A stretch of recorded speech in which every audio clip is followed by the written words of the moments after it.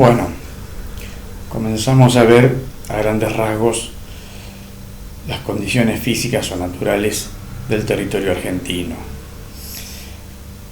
Empezando por los relieves, tenemos que recordar que la fisonomía actual es producto de importantes y extensos procesos geológicos y geomorfológicos que incidieron en él, y también por los factores endógenos o internos que generaron movimientos epirogénicos muy fuertes de ascenso y descenso, y por los agentes exógenos o externos que lo erosionaron y siguen haciéndolo, como por ejemplo los vientos, las lluvias, los ríos, las mareas, los hielos y el calor solar. Bien, destacamos principalmente en nuestro territorio llanura, mesetas y montañas. Comenzando por la llanura, tenemos que referirnos a la gran llanura de nuestro territorio, que es la Chaco Pampeana, que abarca desde los límites internacionales el este y gran parte del centro del país, digamos hasta el río Colorado. Bueno, en tiempos antiguos, sobre este sector continental se ubicaba una parte del macizo de Brasilia, ¿sí?, que abarcaba todo este sector.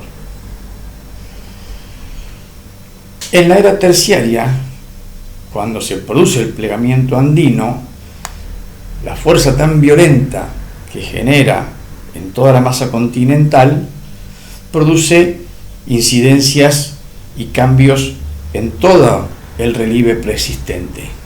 Por ejemplo, en esta parte que les decía del macizo de Brasilia, lo fractura, como si hubiese sido un vidrio, lo empuje hasta que lo fracturó, y ahí quedaron grandes bloques de roca, algunos se elevaron y otros se hundieron.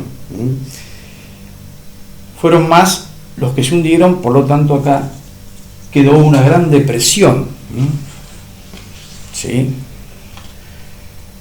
Esa gran olla, por decirlo de alguna manera, luego va a ser paulatinamente y progresivamente rellenada por distintas capas de sedimentos, tanto continentales como marinos, hasta otorgarle el aspecto actual.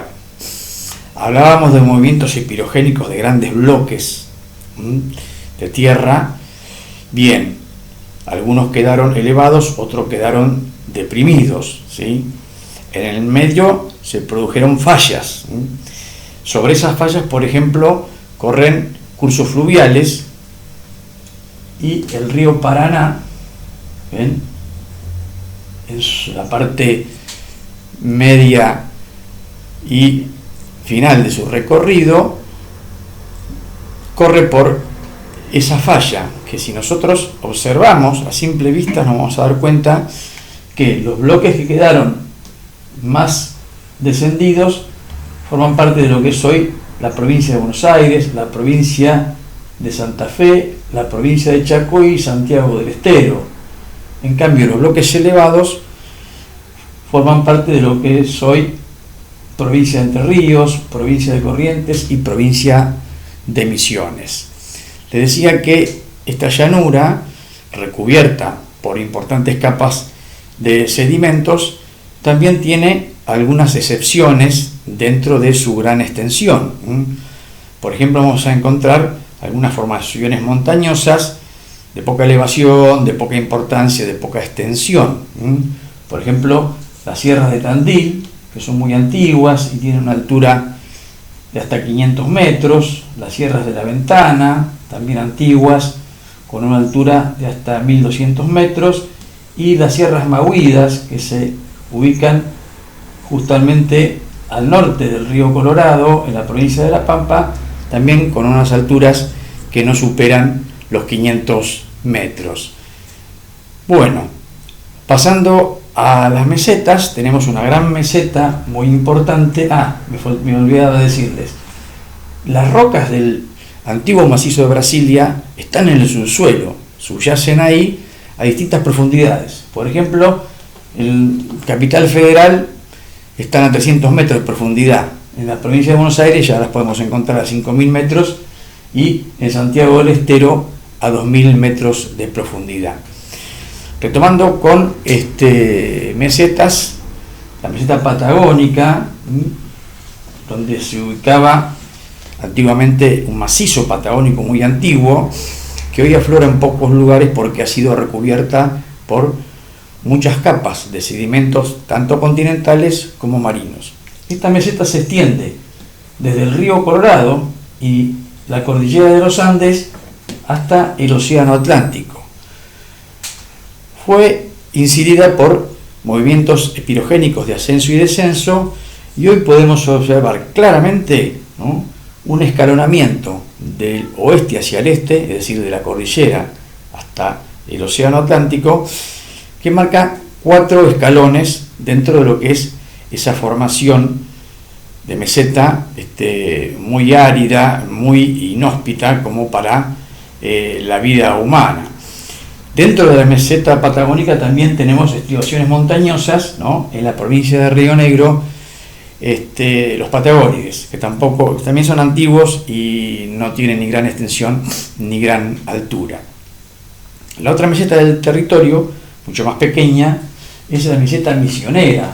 Ven acá, fíjense que el color amarillo nos marca que esto también formaba parte del macizo de Brasilia, y fue incidida por fracturas, por movimientos de ascenso y descenso, que posteriormente de su formación fue muy erosionada, ¿no?, por las lluvias y por los ríos, dando un aspecto ahora de cumbre más redondeada, ¿no?, digamos, de una elevación más redondeada y más suave, que desciende, ¿sí?, por el este hacia el río Paraná y por el oeste hacia el río Uruguay.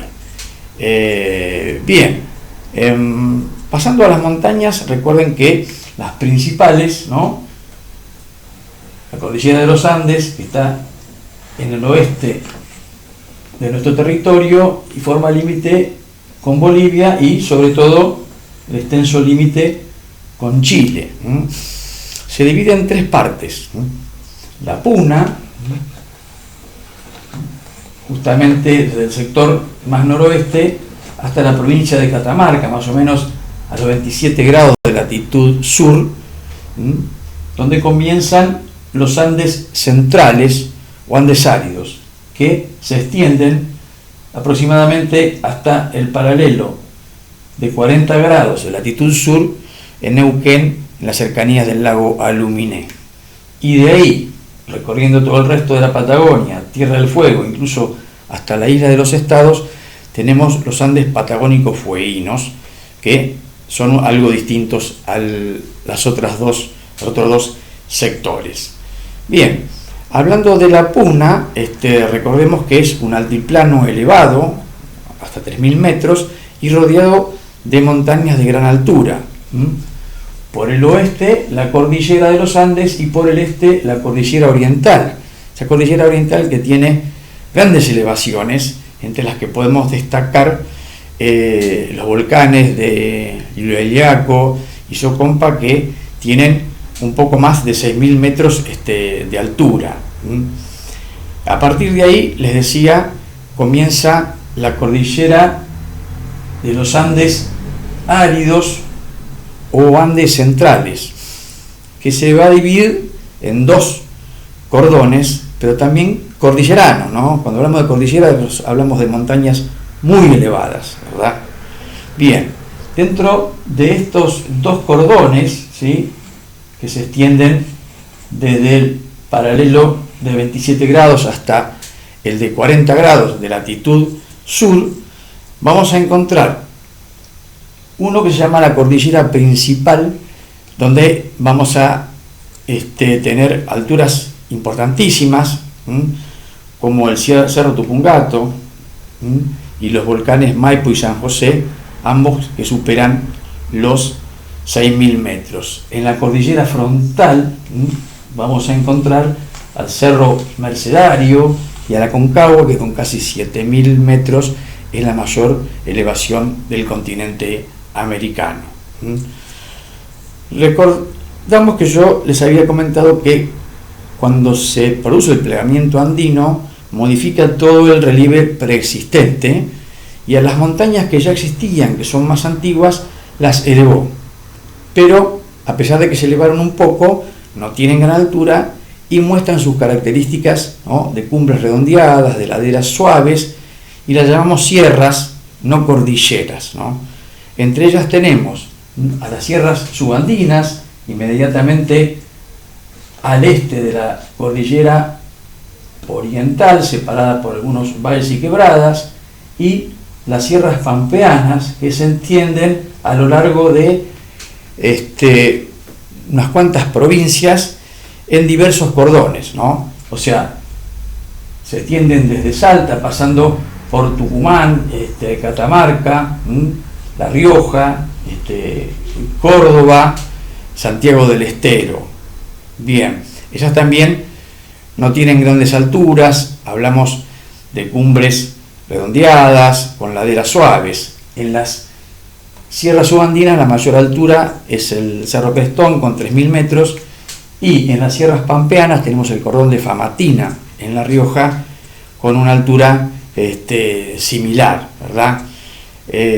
Bien, pasamos a los suelos. Recuerden que los suelos son el producto de la acción de factores meteorológicos, atmosféricos, como la temperatura, el agua, el calor y la sedimentación, que van formando una capa superficial, en la cual vamos a encontrar minerales, sales, humedad, ¿sí?, y que cuando está cubierta por vegetación, generalmente produce o define suelos que son más fértiles, ¿verdad?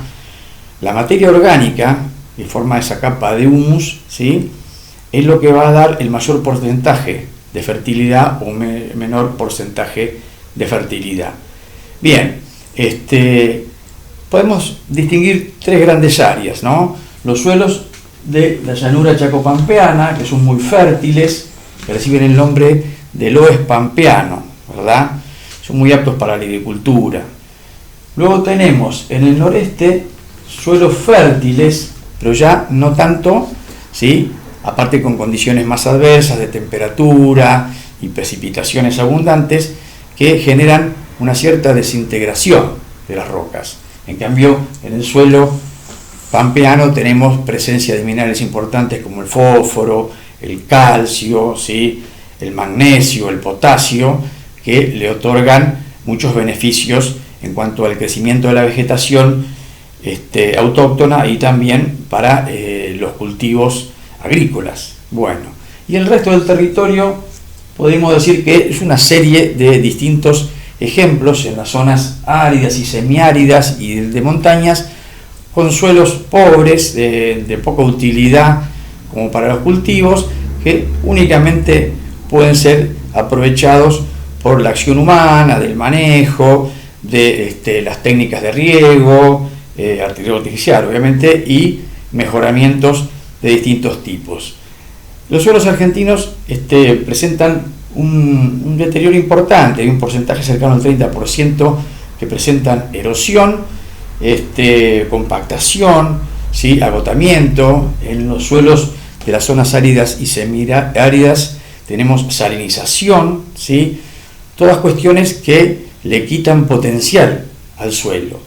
Y la Argentina, a pesar de ser un país que dependió en gran parte de ese recurso natural, recién lo comenzó a valorizar a fines del siglo XIX con la extensión del cultivo de cereales, como el trigo, el maíz, cebada, centeno, etc., ¿no? Algo bastante llamativo teniendo en cuenta que nuestro país siempre tuvo un perfil y una actividad agrícola muy importante que le permitió exportar y generar alimento para su población.